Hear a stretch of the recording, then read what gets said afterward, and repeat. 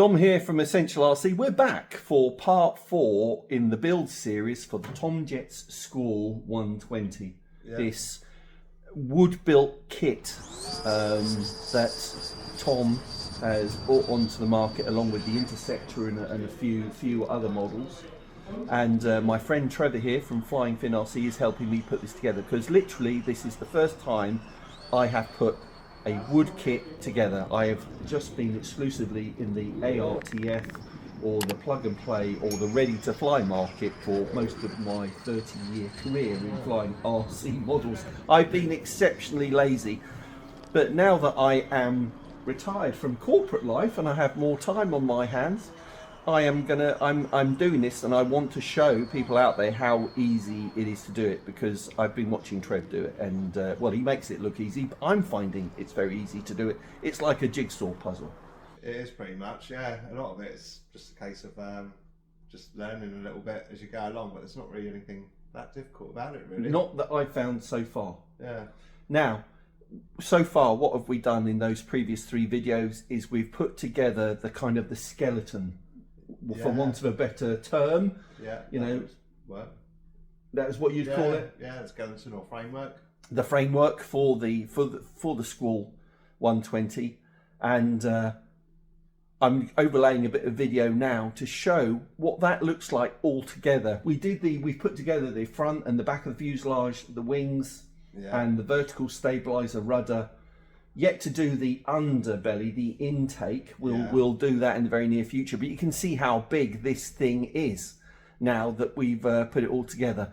And I was thinking when we did that last time, I just want to stop here and I just want to hang it on the wall, because it looks so good. They do, they do look really good in the framework, don't they? Yeah, you almost wish you could just keep it like that. But what we are about to do, we are going to continue. We're going to get into what Tom calls the planking. Planking, yeah. But we'd call it sheeting. Planking is something very different in English, isn't it? Where you lie on the ground and you do some exercises. I'm certainly not into that. I'm very unfit.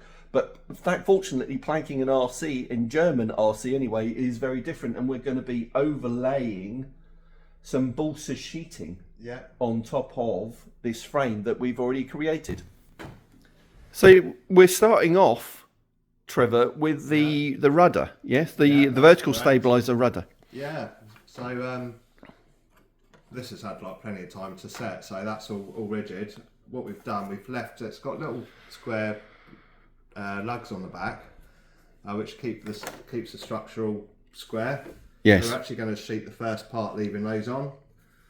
Because it's very easy, if you didn't have those, to keep it flat on the table, it would be very easy to introduce kind of a warp into it, wouldn't it? Yeah, definitely, especially when you're starting to sort of clamp wood and that, you're putting tension on the frame, and it's all on one side rather than being even, so it makes really good sense to do that. So the jig is effectively already part of the kit itself, and you just trim these things off at the appropriate point. Yeah, so in actual fact, we've taken it off the framework, but this is the original. This is the framework here, so that slots into. Yeah, we can just before we start putting it in, we can just slot it back into the frame. So in the kit we've got, it comes with all the laser cut sheeting, which that saves so much time. If you ever have to sheet a model from scratch, you probably spend like most of the time trying to cut the wood the right shape. Oh God, you would, wouldn't you? So this is all, and this is, what is it, 2mm balsa? 1 or 2? Yeah, looks very thin. Yeah, it's bigger than 1. I reckon about 2 mil. 2 mil. Yeah. And it's balsa, so it wraps over the curves really, really nicely. Yeah, Tom's also, he's been really clever how he's designed the sheeting, so the wood will naturally bend one way because of the grain. Oh, okay. The way the grain goes is very important when it comes to sheeting. We've got a special tool here. So this is the special tool that you mentioned last time. Just to show you the attention to detail that Tom does. I mean, I don't know if you can see what's on the handle there. He's even got the handle engraved TomJets. He does. Yeah. This is a special TomJets tool. It is. So it's really good actually. Like if you're a builder and you do sheeted models, this could be a game changer. Everyone's got different ways of doing it, but yeah. See, it's got the grooves in there. So how do the grooves help? less contact with the if with I the balsa. had a scrap bit of wood, let me just see if I can find. In actual fact, Don't worry if not. In a separate clip well later, we can show that. We'll prepare for that. How it works. But yeah, so basically we're just at a point now where we've just got to take these out the frame, just sand the edges neatly, and yeah, start attaching it to our framework. Right. Okay. So we're going to put a bit of effort into this now, and we're going to. And then I'll come back and show a bit of the technique and how far we've got. That's what we're going to do today. And then I'm going to take it away. I'm going to do some of this at home.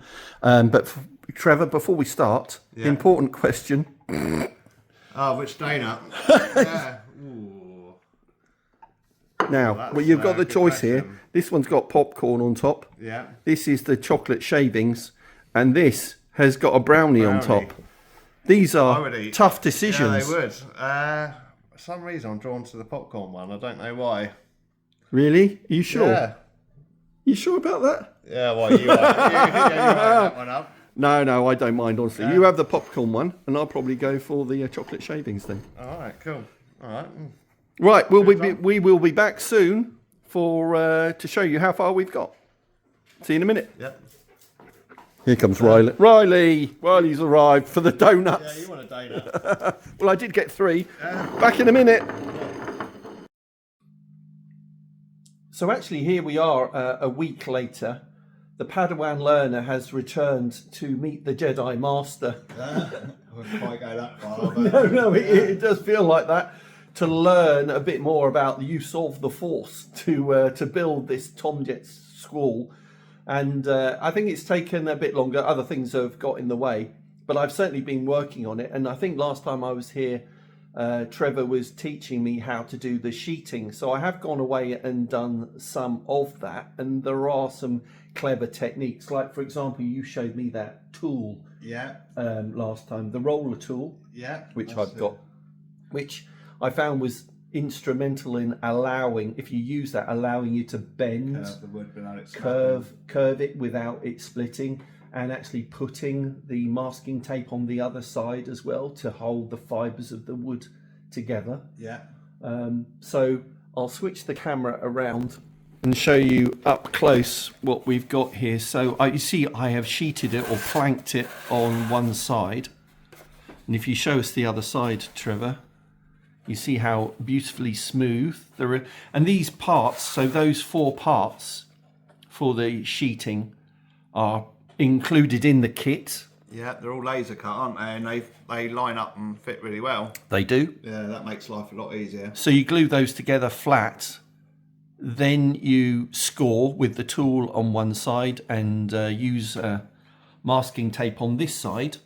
And if we turn it over, so see then you can see some of the lines of the scoring inside with that tool that allows it to curve over, particularly on the leading edge. It's a bit like corrugated cardboard. Like, it'll fold nicely one way, but if you try and fold it in the opposite way, it won't go, will it? Because inside the cardboard you've got all the, it all runs in a certain way, doesn't it? So you're basically doing that to the wood.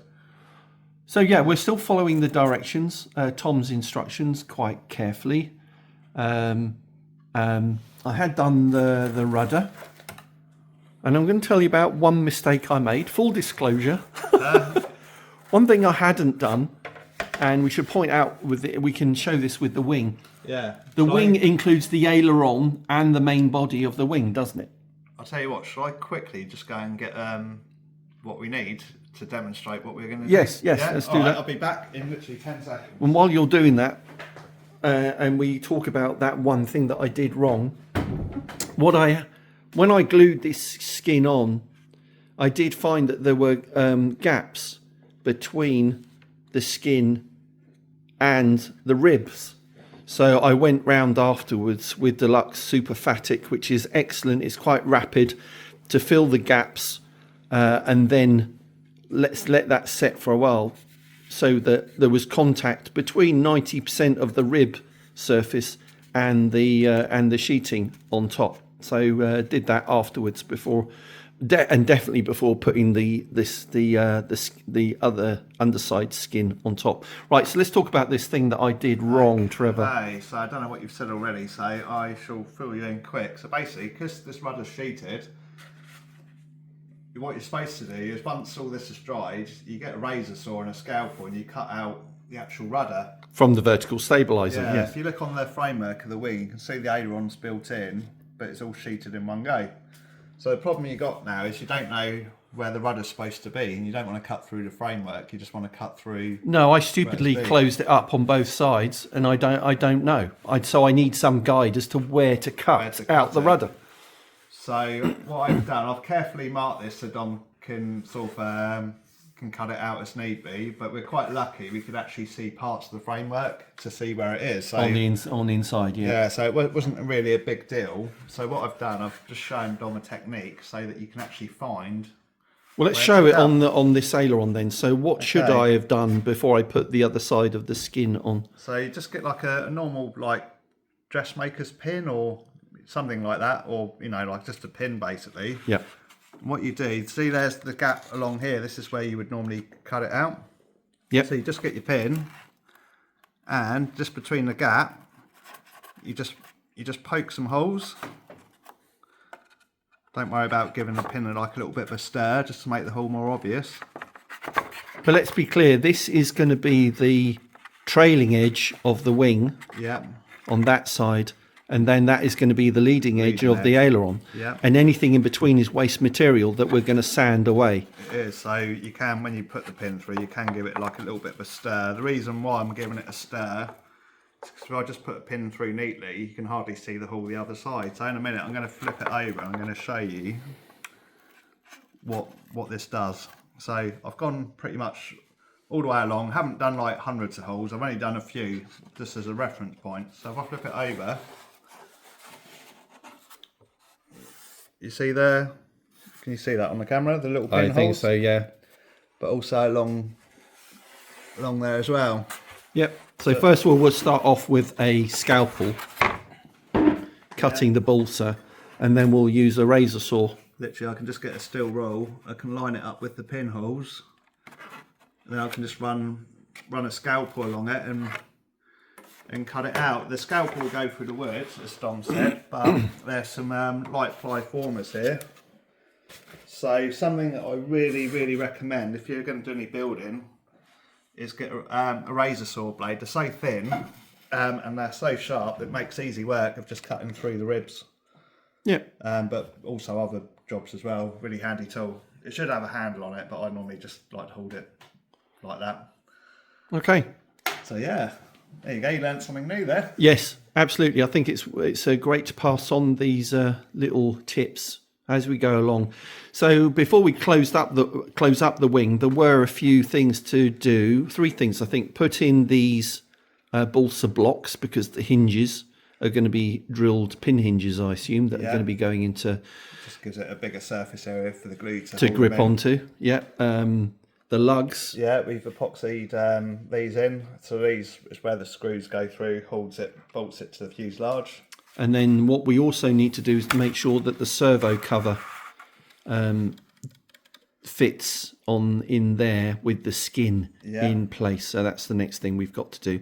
But I think for this video, we're going to leave that there. And I'm hoping we'll show some pictures, which probably I'll capture next time, with the wings totally sheeted. I'm going to go away with the fuselage this time. Yeah. And hopefully from the techniques I've learned in covering, sheeting, planking, the vertical stabilizer and the wings, I'll be able to do the fuselage all by myself as well.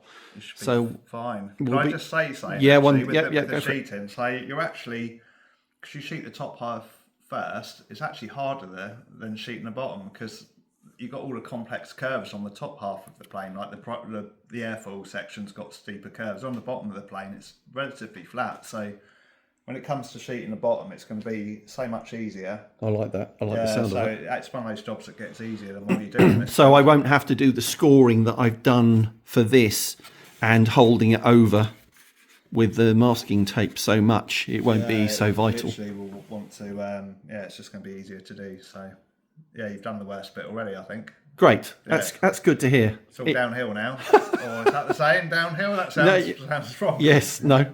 Rather than uphill. Yeah, downhill pedaling. Right, good. Okay, so we'll be back. The next video, I think, will be on the, what would you say? The next major thing to do will be the air intake. Oh, the air intake. Yeah, but it's basically, we've got the air intake, sheeting, and then it's going to be glassing. There's going to be we got to cut out the control surfaces and put we got to glue a wooden edge on those. So I don't think we'll do a separate video on that though. I think for the benefit of viewers, I think the next major thing will be techniques on how to do the glassing. Yeah. Okay. So the next video we'll show the